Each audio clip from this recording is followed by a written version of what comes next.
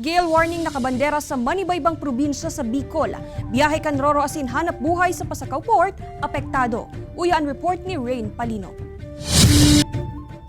Naabutan kan GMA Regional TV Balitang Bicolania ang mga pasaherong ini na nagpapakaray kan sa indang mga gamit, mantang pigahalata na biso kuno arin liwat mabalik ang biyahe kan Roro gikan Pasakaw Port pasiring San Pascual Masbate.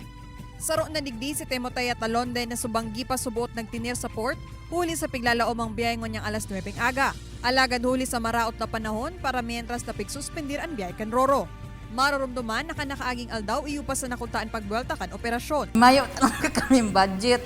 Iniba lang kami nilibreng pamasahe, arog lang kaya. Pagkakan, iyo lang ang inaano sa mo. Siya pirasa na sa 14 pasahero na na-stranded sa Pasakaw Port. Huli sa day ninalaom ang pagkansela kang biyahe, hadit niya ang posibleng de supisyenteng balo na kwarta asin kakanon. Mantang an iba para mientras mo na subot nag-uli o naghanap na dadagusan. Katakod kan nakabanderang gale warning sa manibaybang probinsya sa Bicol, iyuman ang pagbawal sa mga parasira na maglawod.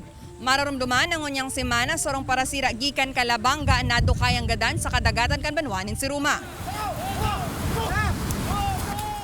Istorya ni Tatay Yutikyo, day na nawawaraan hadit sa indang mga parasira, kaya komo pag-andam sa bagyong Fabian, pigtarabang tabangan kan sa indang grupo na igilid asin igakod an sa indang baroto.